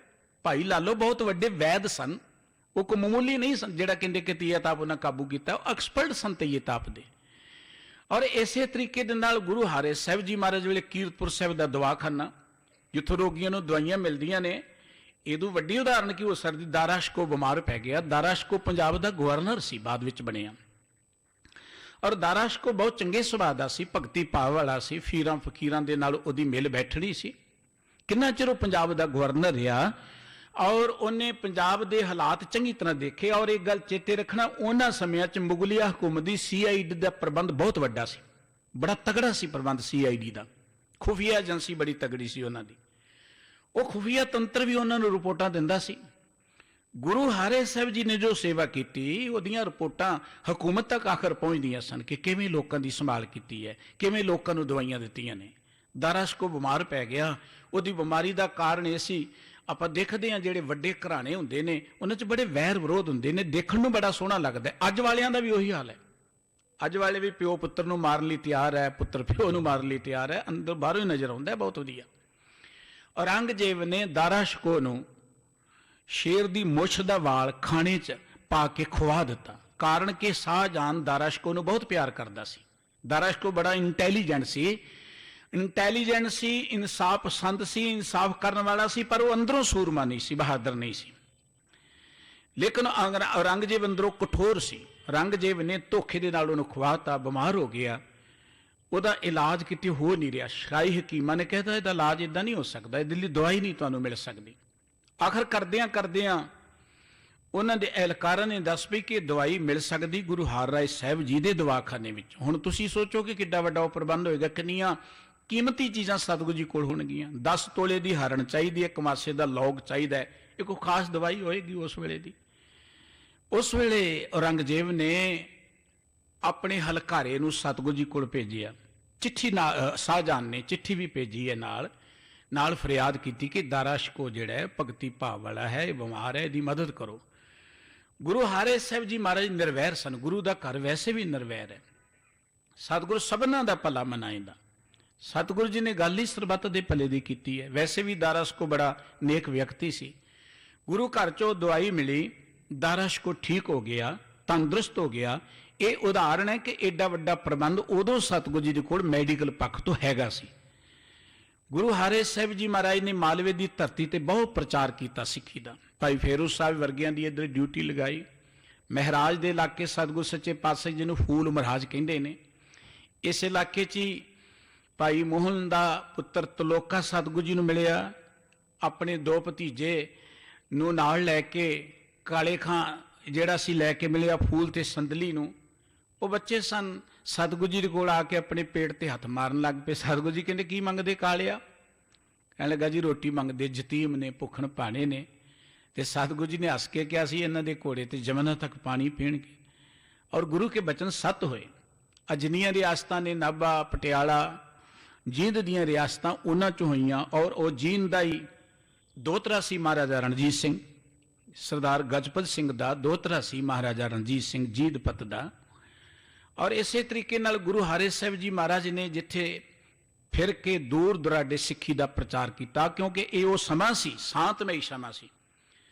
ਸਤਿਗੁਰੂ ਜੀ ਨੇ 2200 ਘੋੜ ਸਵਾਰ ਗੁਰੂ ਹਰਗੋਬਿੰਦ ਸਾਹਿਬ ਜੀ ਦੇ ਨਾਲ ਸਨ। ਸਤਿਗੁਰੂ ਜੀ ਦੇ ਪੂਰੀ ਤਾਕਤ ਸਤਿਗੁਰੂ ਜੀ ਦੇ ਕੋਲ ਸੀ। ਬਾਬਾ ਫਰੀਦ ਸਾਹਿਬ ਜੀ ਦਾ ਇੱਕ ਬਚਨ, ਮਤ ਹੁੰਦੀ ਹੋਏ ਇਹ ਆਣਾ, ਤਾਣ ਹੁੰਦੇ ਹੋਏ ਨਿਤਾਣਾ, ਅਣ ਹੁੰਦੇ ਆਪ ਵੰਡਾਏ, ਕੋਈ ਐਸਾ ਭਗਤ ਸਦਾਏ। ਮਤ ਹੈ ਪਰ ਬੰਦਾ ਨਿਰਮਾਣ ਬਣ ਕੇ ਰਹੇ, ਬਲ ਹੈ ਪਰ ਬੰਦਾ ਆਪਣੇ ਬਲ ਦਾ ਪ੍ਰਗਟਾਵਾ ਨਾ ਕਰੇ। ਜੋ ਕੁਝ ਹੈ ਮਨੁੱਖਤਾ ਦੀ ਸੇਵਾ 'ਚ ਲਗਾਉਣ ਲਈ ਬੜਾ ਉਤਾਵਲਾ ਰਹੇ, ਉਹਨੂੰ ਰੱਬ ਦਾ ਭਗਤ ਕਿਹਾ ਜਾਂਦਾ ਹੈ। ਮੈਂ ਗੱਲ ਸ਼ੁਰੂ ਕੀਤੀ ਸੀ ਕਿ ਸੰਜਮ, ਇਹ ਪ੍ਰਕਿਰਤੀ ਸੰਜਮ ਤੇ ਚੱਲ ਰਹੀ ਹੈ, ਕਿਸੇ ਸਿਸਟਮ ਵਿੱਚ ਚੱਲ ਰਹੀ ਹੈ। ਮਨੁੱਖ ਦੀ ਜ਼ਿੰਦਗੀ 'ਚ ਵੀ ਜਦੋਂ ਸੰਜਮ ਆ ਜਾਏ, ਮਨੁੱਖ ਦੀ ਸਾਂਝ ਪ੍ਰਮਾਤਮਾ ਨਾਲ ਬਣ ਜਾਂਦੀ ਹੈ। ਉਹ ਸੰਜਮ ਗੁਰੂ ਹਰਿ ਸਾਹਿਬ ਜੀ ਦੇ ਜੀਵਨ ਵਿੱਚੋਂ ਦੇਖੋ, ਇੰਨੀ ਵੱਡੀ ਤਾਕਤ ਹੈ, ਇੰਨੀ ਲੁਕਾਈ ਆਪ ਜੀ ਦੇ ਚਰਨਾਂ 'ਚ ਆ ਕੇ ਝੁਕਦੀ ਹੈ। ਇੰਨੀ ਤਾਕਤ ਹੁੰਦਿਆਂ ਉਹਨਾਂ ਨੇ ਕਿਤੇ ਅਹੰਕਾਰ ਦਾ ਪ੍ਰਗਟਾਵਾ ਨਹੀਂ ਕੀਤਾ। ਕਿੰਨੀ ਨਿਰਮਾਣਤ ਹੈ ਜ਼ਿੰਦਗੀ ਅੰਦਰ, ਔਰ ਕਿਤੇ ਕੋਈ ਉਹ ਤਾਕਤ ਵਰਤੀ ਨਹੀਂ ਸਤਿਗੁਰੂ ਜੀ ਨੇ। ਵਿਰੋਧੀਆਂ ਨੇ ਇੱਕ ਦੋ ਵਾਰੀ ਯਤਨ ਕੀਤਾ, ਪਰ ਸਤਿਗੁਰੂ ਜੀ ਨੇ ਫਿਰ ਵੀ ਬਚਾਅ ਕੀਤਾ ਕਿ ਆਪਾਂ ਲੜਾਈ ਨਹੀਂ ਕਰਨੀ। ਉਹਨਾਂ ਸਮਿਆਂ ਨੂੰ ਸਤਿਗੁਰੂ ਜੀ ਨੇ ਟਾਲ ਦਿੱਤਾ। ਜਿਨ੍ਹਾਂ 17 ਕੁ ਸਾਲ ਗੁਰਗੱਦੀ ਤੇ ਬੈਠ ਕੇ ਆਪ ਜੀ ਨੇ ਸੇਵਾ ਕੀਤੀ, ਉਹ ਤਾਕਤ ਹੁੰਦਿਆਂ ਹੋਇਆਂ ਵੀ ਬੜੇ ਨਿਰਮਾਣ ਬਣ ਕੇ ਉਹਨਾਂ ਨੇ ਸਿੱਖੀ ਦਾ ਉਸ ਦੌਰ ਦੇ ਵਿੱਚ ਬਹੁਤ ਵੱਡਾ ਪ੍ਰਚਾਰ ਕੀਤਾ। ਗੁਰੂ ਹਰਿ ਸਾਹਿਬ ਜੀ ਨੇ ਭਾਵੇਂ ਬਾਣੀ ਨਹੀਂ ਉਚਾਰੀ, ਲੇਕਿਨ ਗੁਰਬਾਣੀ ਦਾ ਪ੍ਰਚਾਰ ਵੱਡੇ ਪੱਧਰ ਤੇ ਕੀਤਾ। ਬੜੀਆਂ ਸੋਹਣੀਆਂ ਗਥਾਵਾਂ ਸਤਿਗੁਰੂ ਜੀ ਦੇ ਜੀਵਨ ਦੀਆਂ ਸਾਡੇ ਤੱਕ ਪਹੁੰਚਦੀਆਂ ਨੇ ਕਿ ਗੁਰਬਾਣੀ ਦੀ ਕੀ ਮਹਾਨਤਾ ਹੈ। ਸਤਿਗੁਰੂ ਸੱਚੇ ਪਾਤਸ਼ਾਹ ਜੀ ਇੱਕ ਦਿਨ ਜਾ ਰਹੇ ਨੇ, ਸ਼ਿਕਾਰ ਖੇਡਦਿਆਂ ਸਿੱਖ ਆਖਰ ਅਕਸਰ ਇਹ ਗੱਲ ਕਿਆ ਕਰਦੇ, ਅੱਜ ਵੀ ਕਹਿੰਦੇ ਨੇ ਕਈ ਲੋਕ, ਬਾਣੀ ਰੋਜ਼ ਪੜ੍ਹਨ ਦੀ ਕੀ ਲੋੜ ਹੈ। ਕਈ ਤਾਂ ਸੋਚਦੇ ਕਿ ਬਾਣੀ ਪੜ੍ਹਨਾ ਵਿਹਲਿਆਂ ਦਾ ਹੀ ਕੰਮ ਹੈ, ਸ਼ਾਇਦ ਜਾਂ ਤਾਂ ਫਾਲਤੂ ਜਿਹਾ ਕੰਮ ਹੈ, ਜਾਂ ਬੁੱਢੇ ਬਾਰੇ ਦਾ ਕੰਮ ਹੈ। ਬਹੁਤੇ ਲੋਕਾਂ ਸੋਚਿਆ ਬੁੱਢੇ ਬਾਰੇ ਜਦੋਂ ਅੱਖਰ ਵੀ ਨਜ਼ਰ ਨਾ ਆਉਣ, ਕਈ ਵਾਰ ਆਪਾਂ ਗੁਟਕਾ ਲੈ ਕੇ ਬੈਠ ਜਾਂਦੇ, ਚੰਗੀ ਗੱਲ ਹੈ ਉਦੋਂ ਵੀ ਕੋਈ ਬੈਠ ਜਾਏ, ਪਰ ਇਹ ਬੁੱਢੇ ਬਾਰੇ ਦਾ ਹੀ ਕੰਮ ਨਹੀਂ ਹੈ, ਇਹ ਜਵਾਨੀ ਬਾਰੇ ਦਾ ਕੰਮ ਹੈ। ਰੋਜ਼ ਬਾਣੀ ਕਿਉਂ ਪੜ੍ਹਦੇ ਆਪਾਂ, ਸਿੱਖਾਂ ਨੇ ਸਵਾਲ ਕੀਤਾ ਤੇ ਸਤਿਗੁਰੂ ਜੀ ਨੇ ਬੜੇ ਵਧੀਆ ਤਰੀਕੇ ਨਾਲ ਉਹਨਾਂ ਨੂੰ ਜਵਾਬ ਦਿੱਤਾ। ਇੱਕ ਦਿਨ ਸਤਿਗੁਰੂ ਜੀ ਸ਼ਿਕਾਰ ਖੇਡਣ ਲਈ ਜਾਂਦੇ। ਸਤਿਗੁਰੂ ਜੀ ਸ਼ਿਕਾਰ ਰੋਜ਼ ਖੇਡਣ ਜਾਇਆ ਕਰਦੇ ਸਨ, ਹੈਗੇ ਬੜੇ ਕੋਮਲ ਨੇ, ਸ਼ਿਕਾਰ ਰੋਜ਼ ਖੇਡਣ ਲਈ ਜਾਂਦੇ। ਆਪਣੀ ਤਾਕਤ ਨੂੰ, ਗੁਰਸਿੱਖਾਂ ਦੀ ਉਹ ਸ਼ਸਤਰ ਵਿਦਿਆ ਨੂੰ ਸੰਭਾਲ ਕੇ ਰੱਖਿਆ। ਸ਼ਿਕਾਰ ਖੇਡਣ ਜਾਂਦੇ ਨੇ, ਪਰ ਜਾਨਵਰ ਮਾਰਿਆ ਕੋਈ ਨਹੀਂ, ਜਾਨਵਰ ਮਾਰਿਆ ਕੋਈ ਨਹੀਂ। ਜੇ ਜਾਨਵਰ ਕੋ ਅੱਗੇ ਨਜ਼ਰ ਆਇਆ, ਘੋੜਾ ਦੜਾਇਆ, ਉਹਨੂੰ ਫੜ ਲਿਆ ਤੇ ਫੜ ਕੇ ਜੇ ਲੋੜਵੰਦ ਜਾਨਵਰ ਨੂੰ ਲਿਆ ਕੇ ਚਿੜੀਆ ਘਰ 'ਚ ਰੱਖ ਲਿਆ। ਜਾਨਵਰਾਂ ਦੀ ਵੀ ਸੇਵਾ ਕਰਦੇ ਰਹੇ ਸਤਿਗੁਰੂ ਸੱਚੇ ਪਾਤਸ਼ਾਹ। ਜੇ ਕੋਈ ਜ਼ਖਮੀ ਹੋ ਗਿਆ ਤਾਂ ਉਹਨੂੰ ਲਿਆ ਕੇ ਉਹਦੀ ਸੇਵਾ ਕਰਦੇ ਰਹੇ। ਸ਼ਕਤੀ ਗਵਾਈ ਨਹੀਂ, ਪਰ ਸ਼ਕਤੀ ਦੇ ਨਾਲ ਕਿਸੇ ਦਾ ਦਿਲ ਨਹੀਂ ਦੁਖਾਇਆ, ਸ਼ਕਤੀ ਵੀ ਕਾਇਮ ਰੱਖੀ। ਇਹ ਬੜੀ ਵੱਡੀ ਗੱਲ ਹੈ। ਗੁਰੂ ਸਾਹਿਬ ਜੀ ਤੁਰੇ ਜਾ ਰਹੇ ਨੇ, ਰਸਤੇ 'ਚ ਇੱਕ ਖੰਡਰ ਜਿਹਾ ਆਇਆ, ਠੀਕਰੀਆਂ ਪਈਆਂ ਨੇ। ਸਤਿਗੁਰੂ ਜੀ ਸਿੱਖਾਂ ਨੂੰ ਕਹਿਣ ਲੱਗੇ ਠੀਕਰੀ ਚੁੱਕ ਕੇ ਲਿਆਓ। ਸਤਿਗੁਰੂ ਜੀ ਕਹਿੰਦੇ ਦੱਸ ਸਕਦੇ ਕਿ ਇਹ ਠੀਕਰੀ ਜਿਸ ਭਾਂਡੇ ਦੀ ਹੈ ਉਹ ਕੀ ਭਾਂਡੇ 'ਚ ਕੀ ਪਾਇਆ ਜਾਂਦਾ ਹੋਏਗਾ। ਸਿੱਖ ਕਹਿਣ ਲੱਗੇ ਮਹਾਰਾਜ ਜਿੱਦਾਂ ਲੱਗਦਾ ਹੈ ਨਾ, ਇਹਦੇ 'ਚ ਕੋਈ ਘਿਓ ਵਰਗੀ ਥਿੰਦੀ ਚੀਜ਼ ਪਾਈ ਜਾਂਦੀ ਸੀ। ਸਤਿਗੁਰੂ ਜੀ ਕਹਿੰਦੇ ਤੁਹਾਨੂੰ ਕਿਵੇਂ ਪਤਾ। ਕਹਿੰਦੇ ਦੇਖੋ ਸੂਰਜ ਦੀਆਂ ਕਿਰਨਾਂ ਪਈਆਂ ਤੇ ਇਹਦੇ ਜਿਹੜੇ ਮੁਸਾਮ ਸਨ ਨਾ, ਉਹਨਾਂ 'ਚੋਂ ਠੰਡਾ ਬਾਹਰ ਆ ਰਿਹਾ। ਸਤਿਗੁਰੂ ਜੀ ਕਹਿੰਦੇ ਬਿਲਕੁਲ ਇੱਦਾਂ। ਗੁਰਬਾਣੀ ਰੋਜ਼ ਪੜੋਗੇ, ਰੋਜ਼ ਪੜੋਗੇ, ਗੁਰਬਾਣੀ ਦਾ ਅਸਰ ਤੁਹਾਡੇ ਅੰਦਰ ਹੋਵੇਗਾ, ਉਹ ਜ਼ਰੂਰ ਪ੍ਰਗਟ ਹੋਏਗੀ। ਜੋ ਕਰਮ ਤੁਸੀਂ ਰੋਜ਼ ਕਰੋਗੇ ਨਾ, ਰੋਜ਼ ਉਹ ਸਹਿਜੇ ਸਹਿਜੇ ਤੁਹਾਡੇ ਅੰਦਰ ਵਸ ਜਾਂਦਾ ਹੈ। ਤੁਹਾਨੂੰ ਨਜ਼ਰ ਆਵੇ ਨਾ ਆਵੇ, ਉਹ ਤੁਹਾਡੇ ਤੇ ਬਹੁਤ ਵੱਡਾ ਪ੍ਰਭਾਵ ਪਾਉਂਦਾ ਹੈ। ਤੇ ਗੁਰਬਾਣੀ ਤੇ ਬੜੀ ਮਹਾਨ ਚੀਜ਼ ਹੈ, ਇਹਨੂੰ ਅਸੀਂ ਪਿਆਰ ਦੇ ਨਾਲ ਪੜ੍ਹੀਏ। ਇੱਕ ਦਿਨ ਸਤਿਗੁਰੂ ਸੱਚੇ ਪਾਤਸ਼ਾਹ ਜੀ ਬਿਰਾਜੇ ਨੇ, ਸੰਗਤਾਂ ਬਾਹਰੋਂ ਚੱਲ ਕੇ ਆ ਰਹੀਆਂ ਨੇ। ਸੰਗਤਾਂ ਜਦੋਂ ਵੀ ਆਉਂਦੀਆਂ ਸਨ ਗੁਰੂ ਸਾਹਿਬ ਦੀ ਹਜ਼ੂਰੀ 'ਚ ਬੜੇ ਚਾਅ ਨਾਲ ਬਾਣੀ ਦੇ ਸ਼ਬਦ ਕੀਰਤਨ ਕਰਦੀਆਂ ਆਉਂਦੀਆਂ ਸਨ। ਸੰਗਤਾਂ ਹੋਰ ਬਾਣੀ ਦਾ ਕੀਰਤਨ ਕਰਦੀਆਂ ਹੁੰਦੀਆਂ ਨੇ। ਅਚਨਚੇਤ ਸਤਿਗੁਰੂ ਜੀ ਦੇ ਕੰਨੀ ਬਾਣੀ ਦੀ ਆਵਾਜ਼ ਪਈ। ਸਤਿਗੁਰੂ ਜੀ ਜਲਦੀ ਨਾਲ ਉੱਠੇ। ਇਤਿਹਾਸਕਾਰ ਲਿਖਦੇ ਇੰਨੀ ਜਲਦੀ ਨਾਲ ਉੱਠੇ ਕਿ ਗੋਡਾ ਸਤਿਗੁਰੂ ਜੀ ਦਾ ਵੱਜਿਆ, ਉਹ ਪਾਵੇ ਨੂੰ ਤੇ ਥੋੜੀ ਚੋਟ ਲੱਗ ਗਈ। ਸਿੱਖਾਂ ਨੇ ਇੱਕ ਸਵਾਲ ਕੀਤਾ, ਮਹਾਰਾਜ ਬਾਣੀ ਵੀ ਤੁਹਾਡੀ ਹੈ, ਨਿਕਾਲੀ ਦੀ ਕੀ ਲੋੜ ਸੀ। ਸਤਿਗੁਰੂ ਜੀ ਕਹਿੰਦੇ ਬਾਣੀ ਨਿਰੰਕਾਰ ਦੀ ਹੈ, ਬਾਣੀ ਦਾ ਅਦਬ ਕਰਨਾ ਹਰ ਪ੍ਰਾਣੀ ਦਾ ਫਰਜ਼ ਹੈ। ਦੇਖੋ ਕਿੱਡੀ ਵੱਡੀ ਗੱਲ ਹੈ। ਅਸੀਂ ਤੇ ਗੁਰੂ ਘਰ 'ਚ ਵੀ ਆ ਜਾਈਏ ਨਾ, ਪਹਿਲਾਂ ਤਾਂ ਸਾਡਾ ਜਦੋਂ ਪਿੱਛੇ ਬੈਠ ਕੇ ਗੱਲਾਂ ਗੁੱਲਾਂ ਘਰ ਦੀਆਂ ਹੀ ਕਰ ਲਈਏ, ਚਲੋ ਮੌਕਾ ਮਿਲ ਜਾਂਦਾ ਕਿ ਇਹਨੂੰ ਇੱਥੇ ਆ ਕੇ ਘਰ ਦੀਆਂ ਗੱਲਾਂ ਕਰਨ ਦਾ। ਉਹਨਾਂ ਕੋ ਵੀ ਤਾਂ ਵੀ ਚੁੱਪ ਨਹੀਂ ਕਰਦੇ, ਉਹਨਾਂ ਨੂੰ ਪਤਾ ਨਹੀਂ ਨਾ ਬਾਣੀ ਦੀ ਮਹਾਨਤਾ ਕੀ। ਜਿਹੜੇ ਅੰਦਰ ਨਹੀਂ ਕਰ ਸਕਦੇ ਉਹ ਬਾਹਰ ਬੈਠ ਕੇ ਟੋਲੀਆਂ ਜਿਹੀਆਂ ਬਣਾ ਕੇ ਕੋਈ ਨਾ ਕੋਈ ਬਹਾਨਾ ਲੱਭ ਕੇ, ਕਈ ਕਹਿੰਦੇ ਚੱਲ ਕੋਈ ਸੇਵਾ ਦੇ ਬਹਾਨੇ ਗੱਲਾਂ ਕਰ ਲਈਏ ਆਪਾਂ, ਉਹਨਾਂ ਨੂੰ ਸੇਵਾ ਦਾ ਮੌਕਾ ਮਿਲ ਜਾਂਦਾ, ਉੱਥੇ ਗੱਲਾਂ ਕਰ ਲਈਏ। ਗੁਰਬਾਣੀ ਸੁਣਨੀ ਬੜੀ ਔਖੀ ਹੈ, ਗੱਲਾਂ ਕਰਨੀਆਂ ਬੜੀਆਂ ਸੌਖੀਆਂ ਨੇ, ਉਹ ਤਾਂ ਕਿਤੇ ਵੀ ਕਰ ਸਕਦਾ ਕੋਈ। ਇਹਨਾਂ ਅਸੀਂ ਘਰੋਂ ਚੱਲ ਕੇ ਆਉਂਦੇ ਹਾਂ, ਟਾਈਮ ਕੱਢ ਕੇ ਆਉਂਦੇ ਹਾਂ, ਜੇ ਗੱਲਾਂ ਹੀ ਕਰਨੀਆਂ ਨੇ ਤੇ ਉਹ ਬਾਹਰ ਕਿਤੇ ਆਪਾਂ ਕਰ ਲਈਏ। ਗੁਰੂ ਕੇ ਘਰ 'ਚ ਆ ਕੇ ਗੱਲਾਂ ਕਰਕੇ ਆਪਾਂ ਲੈ ਕੇ ਜਾਵਾਂਗੇ, ਗਵਾ ਕੇ ਜਾਵਾਂਗੇ, ਆਪਾਂ ਨੂੰ ਫਾਇਦਾ ਕੀ ਹੋਇਆ। ਸਤਿਗੁਰੂ ਸਾਹਿਬ ਜੀ ਕਹਿਣ ਲੱਗੇ ਨਹੀਂ, ਬਾਣੀ ਦਾ ਅਦਬ ਕਰਨਾ ਹਰ ਪ੍ਰਾਣੀ ਦਾ ਫਰਜ਼ ਹੈ। ਸਤਿਗੁਰੂ ਜੀ ਨੇ ਇੱਕ ਬਚਨ ਕਿਹਾ, ਜਿਨ ਭੈ ਬਾਣੀ ਅਦਬ ਨਾ ਧਾਰਾ, ਜਾਣੋ ਨਾ ਹੀ ਸਿੱਖ ਹਮਾਰਾ, ਮਨ ਜਾਗੇ ਕਿ ਇਹ ਨਿਸ਼ਾਨੀ, ਜੋ ਉਰ ਲਾਗੈ ਮਿੱਠੀ ਬਾਣੀ। ਜਿਸ ਮਨੁੱਖ ਨੇ ਬਾਣੀ ਦਾ ਅਦਬ ਨਹੀਂ ਨਾ ਕੀਤਾ, ਸਤਿਗੁਰੂ ਜੀ ਕਹਿੰਦੇ ਉਹ ਸਿੱਖ ਹੀ ਨਹੀਂ ਹੈ। ਸਿੱਖ ਕੋ ਕੱਪੜੇ ਪਾਉਣ ਨਾਲ ਨਹੀਂ ਬਣਦਾ। ਦੇਖੋ ਕੱਪੜਿਆਂ ਦੀ ਜੇ ਗੱਲ ਹੋਏ, ਅਰਬ ਦੇ ਸਿੱਖ ਬੜੇ ਚਿੱਟੇ ਚੋਲੇ ਪਾਉਂਦੇ, ਸਾਡੇ ਨਾਲੋਂ ਜ਼ਿਆਦਾ ਚਿੱਟੇ ਹੁੰਦੇ ਨੇ। ਉਹਨਾਂ ਦੇ ਦਾੜੇ ਬੜੇ ਚਿੱਟੇ ਹੁੰਦੇ, ਉਹਨਾਂ ਦੀਆਂ ਪੱਗਾਂ ਬੜੀਆਂ ਚਿੱਟੀਆਂ ਹੁੰਦੀਆਂ ਨੇ। ਕੀ ਉਹਨਾਂ ਨੂੰ ਅਸੀਂ ਸਿੱਖ ਕਵਾਂਗੇ? ਅਸੀਂ ਕਵਾਂਗੇ ਨਹੀਂ, ਇਹ ਸ਼ਬਦ ਨੂੰ ਗੁਰੂ ਨਹੀਂ ਮੰਨਦੇ, ਅਸੀਂ ਇਹਨਾਂ ਨੂੰ ਸਿੱਖ ਨਹੀਂ ਮੰਨਦੇ। ਕੱਲਾ ਦਾੜਾ ਰੱਖਣ ਨਾਲ, ਕੱਲਾ ਚਿੱਟੇ ਕੱਪੜੇ ਪਾਉਣ ਨਾਲ ਜਾਂ ਪੱਗ ਬੰਨਣ ਨਾਲ ਕੋਈ ਸਿੱਖ ਨਹੀਂ ਬਣ ਜਾਂਦਾ। ਸਿੱਖ ਤਾਂ ਸੁਰਤ ਨਹੀਂ ਬਣਨੇ, ਸ਼ਬਦ ਗੁਰੂ ਸੁਰਤ ਧੁਨ ਚੇਲਾ। ਜੇ ਸੁਰਤੀ ਸ਼ਬਦ ਨਾਲ ਨਹੀਂ ਜੁੜਦੀ ਤੇ ਸਤਿਗੁਰੂ ਜੀ ਕਹਿੰਦੇ ਸਿੱਖ ਕਿਵੇਂ ਹੋਇਆ? ਜਾਣੋ ਨਾਹੀ ਸਿੱਖ ਹਮਾਰਾ, ਮਨ ਜਾਗੇ ਕਿ ਇਹ ਨਿਸ਼ਾਨੀ, ਜੋ ਉਰ ਲਾਗੈ ਮਿੱਠੀ ਬਾਣੀ। ਜਾਗੇ ਹੋਏ ਮਨੁੱਖ ਦੀ ਇਹ ਪਹਿਚਾਣ ਹੈ ਕਿ ਉਹਨੂੰ ਬਾਣੀ ਮਿੱਠੀ ਲੱਗਦੀ, ਉਹ ਬਾਣੀ ਦਾ ਅਦਬ ਕਰਦਾ। ਔਰ ਸਤਿਗੁਰੂ ਜੀ ਨੇ ਗੱਲ ਕਹੀ ਨਹੀਂ ਹੈ, ਸਤਿਗੁਰੂ ਜੀ ਨੇ ਕਰਕੇ ਦਿਖਾਈ ਹੈ। ਗੁਰਬਾਣੀ ਦਾ ਕਿੱਡਾ ਵੱਡਾ ਅਦਬ ਸਤਿਗੁਰੂ ਸੱਚੇ ਪਾਤਸ਼ਾਹ ਜੀ ਕਰਦੇ ਸਨ। ਔਰ ਗੁਰਬਾਣੀ ਦੇ ਅਦਬ ਪਿੱਛੇ ਸਤਿਗੁਰੂ ਸੱਚੇ ਪਾਤਸ਼ਾਹ ਜੀ ਨੇ ਕਿੱਡੀ ਵੱਡੀ ਕੁਰਬਾਨੀ ਕੀਤੀ ਹੈ। ਔਰ ਗੁਰੂ ਸਾਹਿਬ ਜੀ ਦੇ ਜੀਵਨ ਤੋਂ ਤੇ ਇਹ ਸਿੱਖਣ ਦੀ ਲੋੜ, ਉਹਨਾਂ ਦਾ ਪੁਰਬ ਆਪਾਂ ਮਨਾ ਰਹੇ ਹਾਂ। ਹਕੂਮਤ ਨੂੰ ਲੋਕਾਂ ਨੇ ਚੁੱਕਿਆ। ਔਰੰਗਜ਼ੇਬ ਤਖਤ ਤੇ ਬੈਠਾ। ਔਰੰਗਜ਼ੇਬ ਨੇ ਤਖਤ ਤੇ ਬੈਠਣ ਤੋਂ ਪਹਿਲਾਂ ਆਪਣੇ ਪਿਓ ਨੂੰ ਕੈਦੀ ਬਣਾਇਆ, ਆਪਣੇ ਭਰਾਵਾਂ ਨੂੰ ਮਾਰਿਆ। ਦਾਰਾਸ਼ਕੋ ਦੇ ਮਗਰ ਪੈ ਗਿਆ। ਦਾਰਾਸ਼ਕੋ ਬਹੁਤ ਤਗੜਾ ਸੀ, ਬਹੁਤ ਇੰਟੈਲੀਜੈਂਟ ਸੀ, ਔਰ ਸਾਰੀ ਰਾਜ ਭਾਗ ਸ਼ਾਹਜਹਾਨ ਨੇ ਉਹਨੂੰ ਦੇ ਦਿੱਤਾ ਸੀ। ਆਗਰੇ ਵਿੱਚ ਬੈਠਾ, ਲੇਕਿਨ ਡਰਦਾ ਦਿੱਲੀ ਆ ਵੜਿਆ। ਉਹਦੇ ਕੋਲ ਦਿਲ ਵੱਡਾ ਨਹੀਂ ਸੀ, ਕੋਮਲਤਾ ਜ਼ਿਆਦਾ ਸੀ। ਦਾਰਾਸ਼ਕੋ ਦਿੱਲੀ 'ਚ ਵੀ ਨਾ ਠਹਿਰਿਆ, ਉੱਥੋਂ ਡਰਦਾ ਹੋਇਆ ਪੰਜਾਬ ਨੂੰ ਆ, ਕਿਉਂਕਿ ਪੰਜਾਬ 'ਚ ਬਹੁਤ ਚਿਰ ਗਵਰਨਰ ਰਿਹਾ ਸੀ ਦਾਰਾਸ਼ਕੋ। ਪੰਜਾਬ 'ਚ ਆ ਕੇ ਉਨੀ ਦਿਨੀ ਸਤਿਗੁਰੂ ਸੱਚੇ ਪਾਤਸ਼ਾਹ ਜੀ ਗੋਇੰਦਵਾਲ ਵਿੱਚ ਸਨ। ਔਰ ਗੋਇੰਦਵਾਲ 'ਚ ਕਈ ਤੇ ਇਤਿਹਾਸ ਕਰਾਂਗੇ ਜੇ ਸਤਿਗੁਰੂ ਜੀ ਦੇ ਨਾਲ ਨਹੀਂ ਮੇਲ ਹੋਇਆ, ਕਈ ਕਹਿੰਦੇ ਹੋਇਆ ਵੀ ਹੈ। ਚਲੋ, ਕਿਉਂਕਿ ਦਾਰਾਸ਼ਕੋ ਗੁਰੂ ਸਾਹਿਬ ਦੀ ਬਖਸ਼ਿਸ਼ ਨਾਲ ਬਚਿਆ ਸੀ ਔਰ ਸਤਿਗੁਰੂ ਜੀ ਨੂੰ ਮਿਲਣ ਦੀ ਉਹਦੇ ਮਨ ਦੀ ਰੀਝ ਸੀ, ਆਇਆ ਇੱਥੇ ਮੁਲਾਕਾਤ ਹੋਈ ਹੋਵੇਗੀ। ਇੱਥੋਂ ਦਾਰਾਸ਼ਕੋ ਭੱਜ ਕੇ ਲਾਹੌਰ ਚਲਿਆ ਗਿਆ। ਲਾਹੌਰ ਵਿੱਚ ਵੀ ਜਾ ਕੇ ਉਹਦੇ ਜਰਨੈਲਾਂ ਨੇ ਬਥੇਰਾ ਰੋਕਿਆ, ਪਰ ਕਿਉਂਕਿ ਦਿਲ ਵੱਡਾ ਨਹੀਂ ਸੀ ਰੱਖਦਾ, ਤੋਂ ਭੱਜ ਕੇ ਮੁਲਤਾਨ ਚਲਿਆ ਗਿਆ। ਆਖਰ ਫੜਿਆ ਗਿਆ, ਉਹਦਾ ਕਤਲ ਹੋ ਗਿਆ, ਮਾਰਿਆ ਗਿਆ। ਬੜੇ ਚਿਰ ਬਾਅਦ ਜਿਹੜੇ ਗੋਇੰਦਵਾਲ ਦੇ ਖੋਜੇ ਸਨ, ਉਹ ਗੁਰੂ ਘਰ ਦੇ ਵਿਰੋਧੀ ਸਨ, ਉਹਨਾਂ ਨੇ ਗੁਰੂ ਅਮਰਦਾਸ ਜੀ ਦੇ ਵਿਰੁੱਧ ਇੱਕ ਵਾਰੀ ਲਾਹੌਰ ਦੇ ਦਰਬਾਰ 'ਚ ਰਿਪੋਰਟ ਦਾਇਰ ਕੀਤੀ। ਉਹ ਰਿਪੋਰਟ ਦਾ ਕਾਰਨ ਕੀ ਸੀ? ਇਹਦੀ ਜਾਤ ਪਾਤ ਨੂੰ ਖਤਮ ਕਰਦੇ, ਲੋਕਾਂ ਨੂੰ ਬਰਾਬਰੀ ਬਿਠਾ ਦਿੰਦੇ ਇੱਕ ਪੰਗਤ ਵਿੱਚ। ਕਿੱਡੀ ਹੈਰਾਨੀ ਦੀ ਗੱਲ ਹੈ, ਤੁਸੀਂ ਸੱਚ ਦੀ ਗੱਲ ਅੱਜ ਵੀ ਕਰੋਗੇ ਤੇ ਤੁਹਾਡੇ ਵਿਰੁੱਧ ਰਿਪੋਰਟਾਂ ਹੋ ਜਾਣਗੀਆਂ। ਇਹ ਤਾਂ ਜੀ ਦੂਜੇ ਮੱਤ ਦੀ ਤੁਹੀਨ ਕਰਦੇ ਨੇ, ਇਹੀ ਹੈ ਨਾ, ਇਹ ਜੀ ਦੂਜੇ ਮੱਤ ਦੀ ਤੁਹੀਨ ਕਰਦੇ ਨੇ। ਸਤਿਗੁਰੂ ਜੀ ਦੇ ਵਿਰੁੱਧ ਰਿਪੋਰਟ ਹੋਈ। ਅਕਬਰ ਬੜਾ ਸਿਆਣਾ ਬਾਦਸ਼ਾਹ ਸੀ, ਉਹਦੇ ਕੋਲ ਸਾਰਾ ਪੱਖ ਬਾਬਾ ਬੁੱਢਾ ਸਾਹਿਬ ਜੀ ਨੇ, ਗੁਰੂ ਰਾਮਦਾਸ ਜੀ ਨੇ ਰੱਖਿਆ। ਉਹਨੇ ਫੈਸਲਾ ਕਰਤਾ, ਉਹਨਾਂ ਦੀ ਕੋਈ ਗਦਾਲ ਗਲੀ ਨਾ ਵਿਰੋਧੀਆਂ ਦੀ। ਇਹਨਾਂ ਵਿਰੋਧੀਆਂ ਨੇ ਚੁਗਲੀਆਂ ਕੀਤੀਆਂ ਗੁਰੂ ਅਰਜਨ ਦੇਵ ਜੀ ਮਹਾਰਾਜ ਦੇ ਵੇਲੇ। ਗੁਰੂ ਅਰਜਨ ਦੇਵ ਜੀ ਦੀ ਸ਼ਹਾਦਤ ਹੋਈ। ਨਹੀਂ ਤਾਂ ਗੁਰੂ ਅਰਜਨ ਦੇਵ ਜੀ ਕਿੰਨੇ ਪਰਉਪਕਾਰੀ ਨੇ, ਉਹਨਾਂ ਨੇ ਤੇ ਮਨੁੱਖਤਾ ਦੀ ਸੇਵਾ ਹੀ ਬੜੀ ਕੀਤੀ ਹੈ। ਸ੍ਰੀ ਹਰਿਮੰਦਰ ਸਾਹਿਬ ਦੀ ਸਿਰਜਣਾ, ਸ੍ਰੀ ਗੁਰੂ ਗ੍ਰੰਥ ਸਾਹਿਬ ਜੀ ਦੀ ਸੰਪਾਦਨਾ, 3 ਸਾਲ ਪੰਜਾਬ ਦੀ ਧਰਤੀ ਤੇ ਕਾਲ ਪਿਆ, ਥਾਂ ਥਾਂ ਤੇ ਲੰਗਰ ਲਵਾਏ, ਦਵਾਈਆਂ ਦਿੱਤੀਆਂ। ਆਪ ਇੰਨਾ ਸਤਿਗੁਰੂ ਜੀ ਵਿਚਰਦੇ ਰਹੇ, ਹੋਰ ਜਿਹੜੀ ਸੇਵਾ ਕੀਤੀ ਕਹਿਣ ਕਥਨ ਤੋਂ ਬਾਹਰੀ ਹੈ।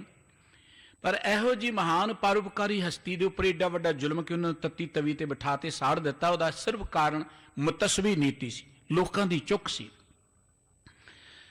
ਸ਼ਾਹਜਹਾਨ ਆਇਆ, ਉਹਨੇ ਨੇ ਵੀ ਪਹਿਲਾਂ ਗੁਰੂ ਘਰ ਦੀ ਵਿਰੋਧਤਾ ਕੀਤੀ, ਪਰ ਜਦੋਂ ਹਾਲਾਤ ਦਾ ਉਹਨੂੰ ਪਤਾ ਲੱਗਾ, ਉਹ ਨਰਮ ਪੈ ਗਿਆ। ਉਹ ਗੁਰੂ ਘਰ ਦੇ ਨਾਲ ਉਹਦਾ ਵਿਹਾਰ ਠੀਕ ਰਿਹਾ, ਉਹਨੇ ਕੋਈ ਬਹੁਤੀ ਵਿਰੋਧਤਾ ਨਹੀਂ ਕੀਤੀ ਗੁਰੂ ਘਰ ਦੀ। ਸ਼ਾਹਜਹਾਨ ਦੇ ਵੇਲੇ ਕੋਈ ਗੁਰੂ ਘਰ ਦੇ ਵਿਰੁੱਧ, ਇਹਨਾਂ ਜੰਗਾਂ ਤੋਂ ਬਾਅਦ ਗੁਰੂ ਘਰ ਦੇ ਵਿਰੁੱਧ ਕੋਈ ਉਹਨੇ ਆਰਡਰ ਜਾਰੀ ਨਹੀਂ ਕੀਤਾ। ਬਾਕੀ ਹਿੰਦੁਸਤਾਨ 'ਚ ਉਹਨੇ ਬਹੁਤ ਕੁਝ ਕੀਤਾ। ਅਕਬਰ ਔਰੰਗਜ਼ੇਬ ਆਇਆ। ਔਰੰਗਜ਼ੇਬ ਨੂੰ ਫਿਰ ਜਿਹੜੇ ਗੋਇੰਦਵਾਲ ਦੇ ਉਹੀ ਲੋਕ ਸਨ, ਉਹਨਾਂ ਨੇ ਇੱਕ ਰਿਪੋਰਟ ਝੂਠੀ ਬਣਾ ਕੇ ਪੇਸ਼ ਕੀਤੀ ਕਿ ਖੁਸਰੋ ਜਿਹੜਾ ਸੀ ਗੋਇੰਦਵਾਲ ਆ ਕੇ ਠਹਿਰਿਆ ਤੇ ਗੁਰੂ ਹਰਿ ਸਾਹਿਬ ਜੀ ਨੇ ਉਸ ਦੀ ਮਦਦ ਕੀਤੀ ਹੈ। ਗੁਰੂ ਹਰਿ ਸਾਹਿਬ ਜੀ ਦੇ ਵਿਰੁੱਧ ਇੱਕ ਰਿਪੋਰਟ ਚਲੀ ਗਈ। ਵੈਸੇ ਵੀ ਔਰੰਗਜ਼ੇਬ ਮੁਤਸਵੀ ਸੀ, ਉਹਨੂੰ ਕੋਈ ਬਹਾਨਾ ਚਾਹੀਦਾ ਸੀ। ਉਹਨੇ ਤਖਤ ਤੇ ਬੈਠਦੇ ਹੀ ਜਿਹੜੇ ਗੈਰ ਮੁਸਲਮਾਨ ਸਨ, ਉਹਨਾਂ ਦੇ ਉੱਪਰ ਬੜਾ ਜ਼ੁਲਮ ਕਰਨਾ ਸ਼ੁਰੂ ਕਰਤਾ, ਮੰਦਰ ਢਾਉਣੇ ਸ਼ੁਰੂ ਕਰਤੇ, ਗੈਰ ਮੱਤਾਂ ਦੇ ਧਾਰਮਿਕ ਚਿੰਨ੍ਹਾਂ ਨੂੰ ਖਤਮ ਕਰਨਾ ਸ਼ੁਰੂ ਕਰਤਾ। ਉਹਦੀ ਨਜ਼ਰ ਗੁਰੂ ਘਰ ਵੱਲ ਵੀ ਪਈ। ਸਤਿਗੁਰੂ ਸੱਚੇ ਪਾਤਸ਼ਾਹ ਜੀ ਨੂੰ ਉਸਨੇ ਚਿੱਠੀ ਲਿਖੀ। ਇਤਿਹਾਸ ਕਹਿੰਦਾ ਕਿ 3 ਵੇਰਾਂ ਉਹਨੇ ਯਤਨ ਕੀਤਾ। ਪਹਿਲਾਂ ਉਹਨੇ ਇੱਕ ਜ਼ਾਲਮ ਖਾਂ 10,000 ਉਹਦਾ ਉਮਰਾਵ ਸੀ, ਉਹਨੂੰ ਭੇਜਿਆ। ਦਰਅਸਲ ਉਹ ਰਸਤੇ 'ਚ ਹੀ ਕਿਤੇ ਠਹਿਰਿਆ ਸੀ, ਕੱਚਾ ਮਾਸ ਖਾਧਾ, ਇਹੋ ਜਿਹੀ ਉਹਨੂੰ ਕਸੂਲ ਉੱਠੀ, ਉਹ ਮਰ ਗਿਆ। ਇੱਕ ਹੋਰ ਦੁੰਦੇ ਖਾਂ ਸੀ ਕੰਧਾਰੀ, ਉਹਨੂੰ ਉਹਨੇ ਭੇਜਿਆ ਤੇ ਉਹ ਰਸਤੇ 'ਚ ਉਹਦੇ ਕਿਸੇ ਆਪਣੀ ਹਾਕਮ ਦੇ ਹੱਥੋਂ ਲੜਾਈ ਹੋ ਗਈ, ਮਾਰਿਆ ਗਿਆ। ਇੱਕ ਨਾਰ ਖਾਂ ਸਹਾਰਨਪੁਰੀਆ ਨਵਾਬ ਸੀ, ਉਹਨੂੰ ਚਾੜ ਕੇ ਭੇਜਿਆ। ਇਹਦੀ ਫੌਜ 'ਚ ਹੈਜਾ ਪੈ ਗਿਆ ਤੇ ਇਹਦੇ ਜਰਨੈਲ ਡਰਦੇ ਭੱਜ ਗਏ। ਚੌਥੀ ਵਾਰੀ ਉਹਨੇ ਫਿਰ ਭੇਜਿਆ, ਮੁਨਸੀ ਸੀ ਜਿਹੜਾ ਰਾਜਾ ਜੈ ਸਿੰਘ ਜੀ ਦਾ, ਉਹਨੂੰ ਭੇਜਿਆ। ਉਹਨੇ ਆ ਕੇ ਸਤਿਗੁਰੂ ਜੀ ਨੂੰ ਕਿਹਾ ਕਿ ਸਤਿਗੁਰੂ ਜੀ ਤੁਹਾਨੂੰ ਦਿੱਲੀ 'ਚ ਬੁਲਾਇਆ ਗਿਆ ਹੈ, ਤੁਸੀਂ ਆਪਣਾ ਪੱਖ ਪੇਸ਼ ਕਰੋ। ਗੁਰੂ ਹਰਿ ਸਾਹਿਬ ਜੀ ਨੇ ਗੱਲ ਕੀ ਸੀ ਕਿ ਅਸੀਂ ਤੇ ਬਾਦਸ਼ਾਹ ਦੇ ਮੱਥੇ ਨਹੀਂ ਲੱਗਣਾ, ਨਹਿ ਮਲੇਸ਼ ਕੋ ਦਰਸ਼ਨ ਦੇਹੋ, ਮਲੇਸ਼ ਦੇ ਕੋਲ ਅਸੀਂ ਜਾਣਾ ਹੀ ਨਹੀਂ ਹੈ। ਨਾ ਮਿਲਵਰਤਨ ਦੀ ਗੱਲ ਸਤਿਗੁਰੂ ਜੀ ਨੇ ਸ਼ੁਰੂ ਕੀਤੀ ਸੀ। ਸਤਿਗੁਰੂ ਜੀ ਨੂੰ ਸਿੱਖ ਸੰਗਤਾਂ ਨੇ ਕਿਹਾ ਵੀ ਕੋਈ ਨਾ ਕੋਈ ਸਾਨੂੰ ਬੰਦਾ ਤਾਂ ਭੇਜਣਾ ਹੀ ਪਏਗਾ। ਸਤਿਗੁਰੂ ਜੀ ਨੇ ਬਾਬਾ ਰਾਮ ਰਾਏ ਜੀ, ਜਿਹੜੇ ਸਤਿਗੁਰੂ ਜੀ ਦੇ ਵੱਡੇ ਸੁਪੁੱਤਰ ਸਨ, ਉਹਨਾਂ ਨੂੰ ਬੁਲਾਇਆ। ਬਹੁਤ ਸਿਆਣੇ ਸਨ, ਇੰਟੈਲੀਜੈਂਟ ਸਨ, ਹਾਜ਼ਰ ਜਵਾਬ ਸਨ।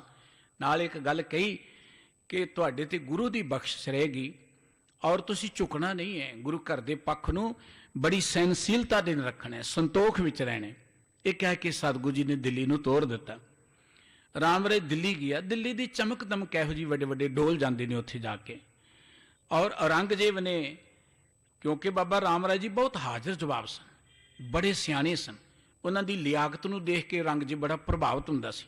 ਜੋ ਔਰੰਗਜ਼ੇਬ ਕਹਿੰਦਾ ਸੀ ਉਹ ਝੱਟ ਉਹਦਾ ਜਵਾਬ ਦੇ ਦਿੰਦੇ ਸਨ। ਇਤਿਹਾਸ ਕਰਕੇ ਕਈ ਉਹਨੇ ਕਰਾਮਾਤਾਂ ਵੀ ਦਿਖਾਈਆਂ। ਕਰਾਮਾਤ ਦਾ ਅਰਥ ਹੁੰਦਾ ਕਿ ਜੋ ਕੁਝ ਨਾ ਕੋ ਕਰ ਸਕੇ ਉਹਨੂੰ ਕਰ ਦੇਣਾ। ਔਰੰਗਜ਼ੇਬ ਬੜਾ ਖੁਸ਼ ਸੀ, ਨਿਤ ਨਵੇਂ ਤੋਹਫੇ ਦਿੰਦਾ ਸੀ, ਨਿਤ ਨਵੀਆਂ ਸੁਗਾਤਾਂ ਦਿੰਦਾ ਸੀ। ਤੇ ਦਿੱਲੀ ਦੀ ਹਕੂਮਤ ਦਾ ਮਾਇਆ ਜਾਲ ਜਿਹੜਾ ਸੀ ਉਹ 'ਚ ਬਾਬਾ ਰਾਮ ਰਾਏ ਫਸ ਗਿਆ। ਜਦੋਂ ਇਹ ਹਕੂਮਤਾਂ ਦੇ ਤੋਹਫਿਆਂ ਨੂੰ ਕੋ ਪ੍ਰਵਾਨ ਕਰਨ ਲੱਗ ਜੇ, ਭਾਵੇਂ ਅੱਜ ਹੈ ਤੇ ਭਾਵੇਂ ਕੱਲ੍ਹ ਹੈ, ਉਹ ਬੰਦਾ ਅੰਦਰੋਂ ਕਮਜ਼ੋਰ ਹੋ ਜਾਂਦਾ, ਉਹ ਫਿਰ ਸੱਚ ਤੇ ਪਹਿਰਾ ਨਹੀਂ ਦੇ ਸਕਦਾ। ਇਹੀ ਹਾਲਤ ਬਾਬਾ ਰਾਮ ਰਾਏ ਜੀ ਦੀ ਹੋਈ। ਰਾਮ ਰਾਏ ਜੀ ਦਾ ਸਤਿਕਾਰ ਬੜਾ ਵੱਧਦਾ ਗਿਆ, ਲੇਕਿਨ ਆਲੇ ਦੁਆਲੇ ਦੇ ਲੋਕ ਜਿਹੜੇ ਸਨ ਉਹ ਬੜੇ ਔਖੇ ਸਨ, ਜਿਹੜੇ ਹੋਰ ਮਲਾਣੇ ਕਾਜੀ, ਕਿ ਇਹ ਬਹੁਤਾ ਔਰੰਗਜ਼ੇਬ ਦੇ ਨੇੜੇ ਹੋ ਰਿਹਾ, ਇਹ ਸਾਡੇ ਲਈ ਖਤਰਨਾਕ ਹੈ। ਉਹ ਹਮੇਸ਼ਾ ਮੌਕਾ ਭਾਲਦੇ ਸਨ ਕਿ ਇਹਨਾਂ 'ਚ ਦਰਾਰ ਪਾਈ ਜਾਏ। ਔਰੰਗਜ਼ੇਬ ਵੀ ਚਾਹੁੰਦਾ ਸੀ ਕੋਈ ਮੌਕਾ ਮਿਲੇ ਕਿ ਰਾਮ ਰਾਏ ਵਰਗਾ ਬੰਦਾ ਕਿਤੇ ਇਸਲਾਮ ਮਤ 'ਚ ਆ ਜਾਏ, ਗੁਰੂ ਘਰ ਨੂੰ ਕਮਜ਼ੋਰ ਕਰਨ ਦਾ ਮੌਕਾ ਵੀ ਮਿਲੇਗਾ।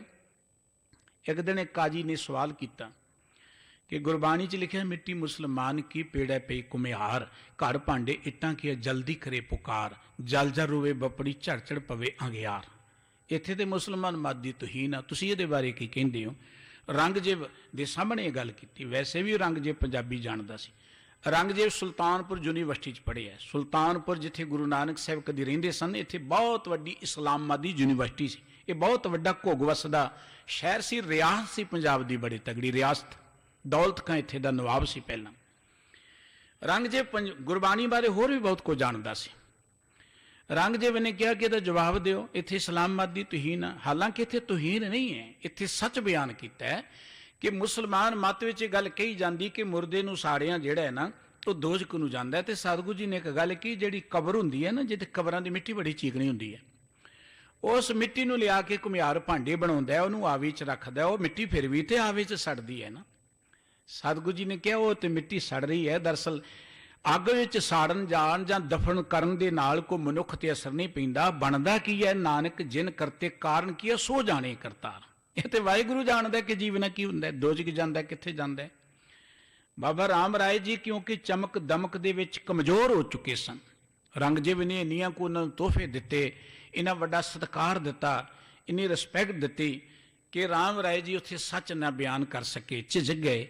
ਕਹਿਣ ਲੱਗੇ ਜੀ ਇੱਥੇ ਲਿਖਾਰੀ ਦੀ ਗਲਤੀ ਹੈ, ਇੱਥੇ ਬੇਈਮਾਨ ਕੀ ਹੈ, ਮਿੱਟੀ ਬੇਈਮਾਨ ਕੀ। ਆਪਣੇ ਆਪ ਨੂੰ ਤੇ ਬਚਾ ਲਿਆ ਉਹਨਾਂ ਨੇ, ਔਰੰਗਜ਼ੇਬ ਨੂੰ ਤੇ ਖੁਸ਼ ਕਰ ਲਿਆ। ਔਰ ਉਸ ਵੇਲੇ ਸੰਗਤਾਂ ਨੂੰ ਪਤਾ ਲੱਗਾ, ਸੰਗਤਾਂ ਨੂੰ ਇਸ ਗੱਲ ਦੀ ਬੜੀ ਨਿਰਾਸ਼ਤਾ ਹੋਈ ਕਿ ਗੁਰੂ ਕਾ ਪੁੱਤਰ ਸੱਚ ਬੋਲਣ ਤੋਂ ਗੁਰੇਜ਼ ਕਰ ਗਿਆ, ਪਿੱਛੇ ਹਟ ਗਿਆ। ਇਹੀ ਤਾਂ ਮਾਰਗ ਹੈ ਗੁਰੂ ਨਾਨਕ ਸਾਹਿਬ ਦਾ ਕਿ ਬਾਬਰ ਨੂੰ ਵੀ ਜਾਬਰ ਉਹਦੇ ਮੂੰਹ ਤੇ ਕਹਿਣਾ। ਗੁਰੂ ਨਾਨਕ ਦੇ ਘਰ ਦਾ ਸਿਧਾਂਤ ਨਹੀਂ ਹੈ ਕਿ ਆਪਣੇ ਆਪ ਨੂੰ ਬਚਾਉਣ ਦੇ ਲਈ ਜਾਂ ਆਪਣੇ ਸਤਿਕਾਰ ਰੁਤਬੇ ਨੂੰ ਕਾਇਮ ਕਰਨ ਲਈ ਕੋਈ ਝੂਠ ਬੋਲ ਦੇਵੇ ਜਾਂ ਸਿਧਾਂਤ ਤੋਂ ਲੰਬੇ ਹੋ ਜਾਏ। ਸੰਗਤਾਂ ਨੇ ਸਤਿਗੁਰੂ ਜੀ ਕੋਲੇ ਰਿਪੋਰਟ ਪਹੁੰਚਾ ਦਿੱਤੀ ਕਿ ਰਾਮ ਰਾਏ ਜੀ ਨੇ ਗੁਰੂ ਨਾਨਕ ਦੇ ਸਿਧਾਂਤ ਨੂੰ ਠੇਸ ਪਹੁੰਚਾਈ ਹੈ, ਇਹ ਗੁਰੂ ਨਾਨਕ ਦਾ ਮਾਰਗ ਨਹੀਂ ਹੈ। ਔਰੰਗਜ਼ੇਬ ਭਾਵੇਂ ਖੁਸ਼ ਹੋ ਗਿਆ। ਔਰੰਗਜ਼ੇਬ ਨੇ ਰਾਮ ਰਾਏ ਨੂੰ ਇਸੇ ਖੁਸ਼ੀ ਵਿੱਚ ਕਿ ਉਹ ਗੁਰੂ ਘਰ ਤੋਂ ਵੱਖਰਾ ਹੋ ਰਿਹਾ ਹੈ, ਆਪਣੇ ਵੱਲੋਂ ਗੁਰੂ ਬਣਾ ਦਿੱਤਾ। ਦੇਹਰਾਦੂਨ ਦਾ ਇਲਾਕਾ ਉਹਨੂੰ ਇਨਾਮ ਵਜੋਂ ਦੇ ਦਿੱਤਾ। ਤੁਸੀਂ ਕਦੀ ਦੇਹਰਾਦੂਨ ਜਾਓ, ਉੱਥੇ ਇੱਕ ਖੁਰਬੜਾ ਮਹੱਲਾ ਹੈ, ਉੱਥੇ ਖੁਰਵੱਦੀ ਪਿੰਡ ਸੀ, ਕਦੀ ਖੁਰਵੱਦੀ। ਇਹ ਪਿੰਡ ਜਿਹੜਾ ਸੀ, ਇਲਾਕੇ ਦੀ ਸਾਰੀ ਜਿਹੜੀ ਪ੍ਰਾਪਰਟੀ ਸੀ ਉਹ ਰਾਮ ਰਾਏ ਦੇ ਨਾਂ ਅੱਜ ਵੀ ਬੋਲਦੀ। ਉੱਥੇ ਵੱਡੇ ਵੱਡੇ ਹਸਪਤਾਲ ਨੇ, ਸਕੂਲ ਨੇ ਰਾਮ ਰਾਏ ਦੇ ਨਾਂ ਦੇ। ਰਾਮ ਰਾਏ ਨੂੰ ਇਲਾਕਾ ਹੀ ਦੇ ਦਿੱਤਾ ਇਸੇ ਖੁਸ਼ੀ ਵਿੱਚ। ਗੁਰੂ ਹਰਿ ਸਾਹਿਬ ਜੀ ਨੂੰ ਪਤਾ ਲੱਗਾ, ਗੁਰੂ ਸਾਹਿਬ ਜੀ ਨੇ ਇੱਕ ਆਰਡਰ ਕਿਹਾ। ਸਤਿਗੁਰੂ ਜੀ ਨੇ ਕਿਹਾ ਸੀ ਕਿ ਗੁਰਬਾਣੀ ਦਾ ਸਤਿਕਾਰ ਕਰਨਾ ਹਰ ਮਨੁੱਖ ਦਾ ਫਰਜ਼ ਹੈ, ਕੋਈ ਵੀ ਹੋਵੇ। ਅੱਜ ਸਤਿਗੁਰੂ ਜੀ ਨੂੰ ਪਤਾ ਲੱਗਿਆ ਕਿ ਉਹਨਾਂ ਦੇ ਪੁੱਤਰ ਨੇ ਗੁਰਬਾਣੀ ਦਾ ਸਤਿਕਾਰ ਕਾਇਮ ਨਹੀਂ ਰੱਖਿਆ। ਤੇ ਸਤਿਗੁਰੂ ਜੀ ਨੇ ਇੱਕ ਗੱਲ ਕੀ, ਰਾਮ ਰਾਏ ਨੂੰ ਕਹਿ ਦਿਓ ਜਿੱਧਰ ਹੈ ਉੱਧਰ ਹੀ ਰਹੇ, ਸਾਡੇ ਕੋਲ ਆਉਣ ਦੀ ਲੋੜ ਨਹੀਂ, ਸਾਡੇ ਮੱਥੇ ਨਾ ਲੱਗੇ। ਸੰਗਤਾਂ ਨੂੰ ਕਹਿਤਾ ਰਾਮ ਰਾਏ ਨੂੰ ਮੱਥੇ ਨਹੀਂ ਲਾਉਣਾ। ਗੁਰਬਾਣੀ ਦਾ ਸਤਕਾਰ ਜਿਹਨੇ ਕਾਇਮ ਨਹੀਂ ਰੱਖਿਆ ਉਹਨੂੰ ਮੱਥੇ ਨਹੀਂ ਲਾਉਣਾ। ਰਾਮ ਰਾਏ ਨੇ ਬਥੇਰਾ ਯਤਨ ਕੀਤਾ ਪਰ ਸਤਿਗੁਰੂ ਜੀ ਨੇ ਮਿਲਣ ਤੋਂ ਇਨਕਾਰ ਕਰ ਦਿੱਤਾ। ਮੁੜ ਕੇ ਸਤਿਗੁਰੂ ਜੀ ਨੇ ਉਹਨੂੰ ਪ੍ਰਵਾਨ ਨਹੀਂ ਕੀਤਾ। ਕਿੱਡਾ ਵੱਡਾ ਇਹ ਸਿਧਾਂਤ ਤੇ ਸੰਜਮ ਹੈ। ਗੁਰੂ ਹਰਿ ਸਾਹਿਬ ਜੀ ਦੇ ਜੀਵਨ ਤੋਂ ਸਾਨੂੰ ਇਹ ਸੇਧ ਲੈਣ ਦੀ ਲੋੜ ਹੈ ਕਿ ਗੁਰੂ ਕੀ ਬਾਣੀ ਦੇ ਨਾਲ ਜਿਹੜਾ ਛੇੜਛਾੜ ਕਰੇ, ਅੱਜ ਵੀ ਸਾਨੂੰ ਸੁਚੇਤ ਹੋਣ ਦੀ ਲੋੜ ਹੈ। ਗੁਰੂ ਗ੍ਰੰਥ ਸਾਹਿਬ ਜੀ ਦਾ ਜੋ ਮਹਾਨ ਪਵਿੱਤਰ ਅਦੁੱਤੀ ਸਿਧਾਂਤ ਸਮੁੱਚੀ ਮਾਨਵਤਾ ਦੇ ਲਈ ਕਲਿਆਣਕਾਰੀ ਹੈ, ਇਹ ਸਮੁੱਚੀ ਮਾਨਵਤਾ ਦੀ ਅਮੋਲ ਵਿਰਾਸਤ ਹੈ।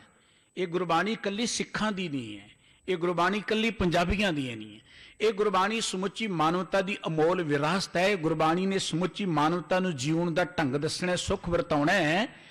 ਜਿਹੜਾ ਇਸ ਗੁਰਬਾਣੀ ਨਾਲ ਜਿਸ ਵੀ ਤਰੀਕੇ ਨਾਲ ਛੇੜਛਾੜ ਕਰਦੇ ਨੇ, ਅੱਜ ਬਹੁਤ ਲੋਕ ਨੇ ਜਿਨ੍ਹਾਂ ਯਤਨ ਪਿਆ, ਕੁਝ ਅਖੌਤੀ ਲੋਕ ਗੁਰਬਾਣੀ ਦੀ ਤੋੜ ਭੰਨ ਕਰਕੇ ਜਾਂ ਗੁਰਬਾਣੀ ਦੇ ਉੱਪਰ ਤਰਕਾਂ ਕਰਕੇ ਗੁਰਬਾਣੀ ਦੇ ਸਿਧਾਂਤ ਨੂੰ ਨੀਵਿਆਂ ਦਰਸਾ ਕੇ ਆਪਣੇ ਨਾਂ ਨੂੰ ਚਮਕਾਉਣਾ ਚਾਹੁੰਦੇ ਨੇ। ਕੁਝ ਏਜੰਸੀਆਂ ਦੇ, ਕੁਝ ਵਿਰੋਧੀ ਸੰਸਥਾਵਾਂ ਦੇ ਢਹਿ ਚੜ੍ਹ ਕੇ ਜਾਣੇ ਅਣਜਾਣੇ ਜਿਸ ਵੀ ਤਰੀਕੇ ਨਾਲ ਗੁਰਬਾਣੀ ਨੂੰ ਠੇਸ ਪਹੁੰਚਾਉਣਾ ਚਾਹੁੰਦੇ ਨੇ, ਉਹ ਗੁਰੂ ਘਰ 'ਚ ਪ੍ਰਵਾਨ ਨਹੀਂ ਹੈ। ਇਸ ਲਈ ਸੁਚੇਤ ਸੰਗਤਾਂ ਨੂੰ ਹੋਣਾ ਪੈਂਦਾ।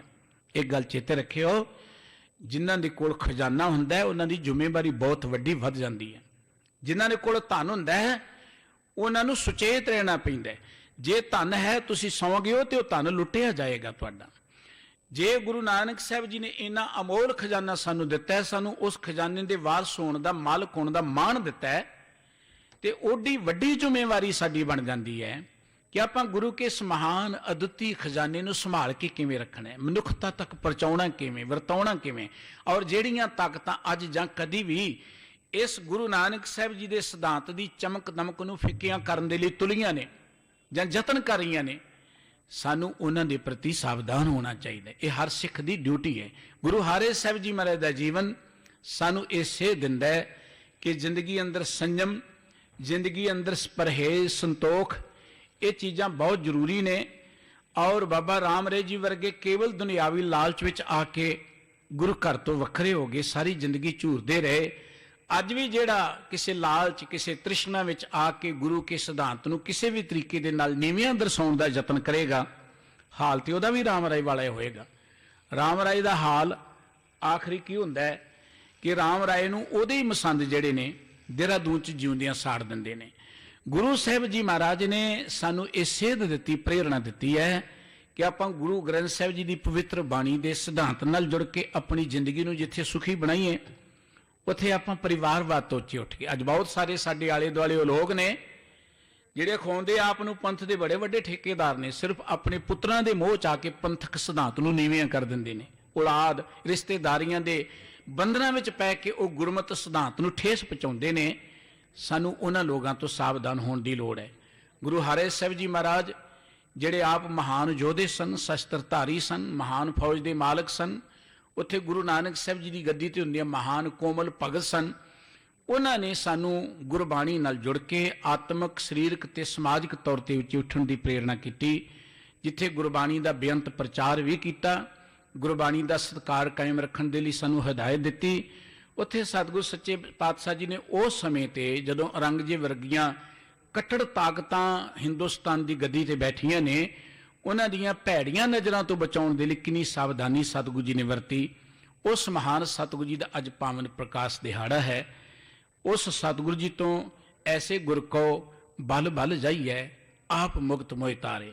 ਸਤਿਗੁਰੂ ਜੀ ਨੇ ਜੋ ਸਾਨੂੰ ਗੁਰਮਤਿ ਦਾ ਮਾਰਗ ਦਿੱਤਾ ਹੈ, ਉਹ ਸਮੁੱਚੀ ਮਾਨਵਤਾ ਦੇ ਲਈ ਕਲਿਆਣਕਾਰੀ ਹੈ, ਸੁਖਦਾਈ ਹੈ। ਅਸੀਂ ਵੀ ਉਸ ਮਾਰਗ ਤੇ ਚੱਲੀਏ, ਕੇਵਲ ਆਪਾਂ ਹੀ ਨਾ ਚੱਲੀਏ। ਸਾਡਾ ਸਿੱਖ ਹੋਣ ਦੇ ਨਾਤੇ ਇੱਕ ਫਰਜ਼ ਹੈ। ਸਿੱਖੀ ਦਾ ਸਭ ਤੋਂ ਵੱਡਾ ਸਿਧਾਂਤ ਹੈ ਨਾਮ ਜਪੋ, ਕਿਰਤ ਕਰੋ ਤੇ ਵੰਡ ਕੇ ਛਕੋ। ਜੋ ਵੀ ਅਸੀਂ ਅਧਿਆਤਮਕ ਤੌਰ ਤੇ ਜਾਂ ਸੰਸਾਰਕ ਤੌਰ ਤੇ ਜੋ ਦਾਤਾਂ ਸਾਨੂੰ ਵਾਹਿਗੁਰੂ ਜੀ ਨੇ ਦਿੱਤੀਆਂ ਨੇ, ਉਹਨਾਂ ਨੂੰ ਦੂਸਰਿਆਂ 'ਚ ਵੰਡਣਾ ਇਹ ਗੁਰਮਤਿ ਦਾ ਮਾਰਗ ਹੈ। ਇਸ ਕਰਕੇ ਗੁਰਬਾਣੀ ਆਪ ਪੜ੍ਹੀਏ, ਹੋਰਨਾਂ ਨੂੰ ਗੁਰਬਾਣੀ ਨਾਲ ਜੋੜੀਏ, ਗੁਰੂ ਦੇ ਮਾਰਗ ਤੇ ਆਪ ਚੱਲੀਏ, ਹੋਰਨਾਂ ਨੂੰ ਇੱਥੇ ਚੱਲਣ ਦੀ ਪ੍ਰੇਰਣਾ ਕਰੀਏ। ਇੰਨੀਆਂ ਬੇਨਤੀਆਂ ਪ੍ਰਵਾਨ ਕਰਨੀਆਂ। ਭੁੱਲ ਚੁੱਕ ਦੀ ਖਿਮਾ ਜੀ। ਅਗਲਾ ਪ੍ਰੋਗਰਾਮ ਜੀ ਬੜੇ ਪਿਆਰ ਦੇ ਨਾਲ ਸਰਵਣ ਕਰੋ। ਸਾਰੇ ਹੀ ਪਿਆਰ ਸਹਿਤ ਬੁਲਾਓ। ਵਾਹਿਗੁਰੂ ਜੀ ਕਾ ਖਾਲਸਾ, ਵਾਹਿਗੁਰੂ ਜੀ ਕੀ ਫਤਿਹ।